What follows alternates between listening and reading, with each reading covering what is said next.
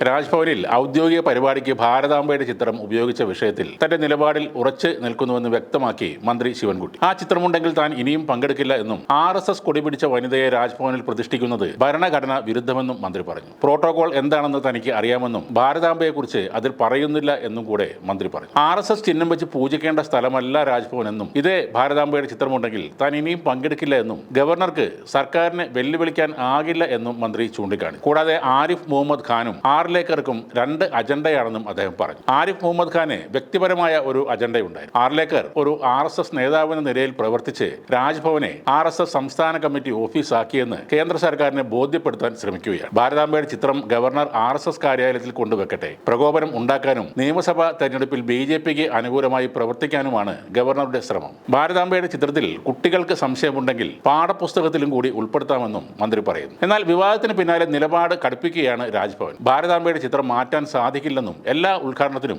അതേ ചിത്രം അവിടെ തന്നെ ഉണ്ടാകുമെന്നുമാണ് രാജ്ഭവന്റെ നിലപാട്. ചിത്രത്തിന്റെ മുന്നിൽ വിളക്ക് വെക്കുമെന്നും രാജ്ഭവൻ പറഞ്ഞു. അതോടെ ഇനി രാജ്ഭവനിൽ സർക്കാർ പരിപാടികൾ നടക്കാനുള്ള സാധ്യതകൾ ഇല്ലാതാവുകയാണ്. സർക്കാരിന്റെ ഉദ്ഘാടന പരിപാടികളൊന്നും ഇനി രാജ്ഭവനിൽ നടക്കാൻ സാധ്യതയുമില്ല. സത്യപ്രതിജ്ഞ മാത്രമാകും നടക്കുക. ശിവൻകുട്ടിയുടെ പ്രോട്ടോകോൾ ലംഘനത്തിൽ രാജ്ഭവൻ കൂടുതൽ നടപടികളിലേക്ക് കടക്കില്ല എന്നാണ് പറയുന്നത്. മന്ത്രിക്കെതിരായ പ്രസ്താവനയിൽ ആ വിവാദം അവസാനിപ്പിക്കാനാണ് തീരുമാനം. ഭാരതാംബ വിവാദത്തിൽ നിയമ സെക്രട്ടറിയോട് ഉപദേശം തേടിയിരിക്കുകയാണ് ചീഫ് സെക്രട്ടറി. വിവാദത്തിൽ സർക്കാരിന് എന്തൊക്കെ ചെയ്യാനാകുമെന്നാണ് ചോദിച്ചിരിക്കുന്നത്. രാജ്ഭവനിലെ പരിപാടിയിൽ എന്തൊക്കെ ചിഹ്നങ്ങൾ വെക്കണമെന്ന പ്രോട്ടോകോൾ ഉണ്ടോ? മന്ത്രിസഭയ്ക്ക് ഇക്കാര്യത്തിൽ ഉപദേശം നൽകാൻ ആകുമോ എന്ന് വ്യക്തമാക്കണമെന്നാണ് നിർദ്ദേശം. ആ മറുപടി കിട്ടിയ ശേഷം സർക്കാർ തുടർ നടപടികൾ സ്വീകരിക്കും. ഇന്നലെയാണ് സ്കൗട്ട് ആൻഡ് ഗൈഡ്സ് പരിപാടിയിൽ ഭാരതാംബയുടെ ചിത്രം വെച്ചതിൽ പ്രതിഷേധിച്ച് മന്ത്രി വി ശിവൻകുട്ടി ഇറങ്ങിപ്പോയത്. ചിത്രം വെക്കില്ലെന്ന് നേരത്തെ മന്ത്രിക്ക് ഉറപ്പ് ലഭിക്കുകയും ചെയ്തിരുന്നു. എന്നാൽ മന്ത്രി എത്തിയപ്പോൾ വേദിയിൽ ഭാരതാംബയുടെ ചിത്രം ഉണ്ടായിരുന്നു. അതോടെ മന്ത്രി പരിപാടിയിൽ നിന്ന് ഇറങ്ങിപ്പോകുകയായിരുന്നു. ഈ വിഷയത്തിൽ ഇന്ന് മാധ്യമങ്ങൾ കേന്ദ്ര സഹമന്ത്രി സുരേഷ് ഗോപിയോട് അഭിപ്രായം ചോദിച്ചിരുന്നു. പതിവ് പോലെ അങ്ങുമിങ്ങും തൊടാതെ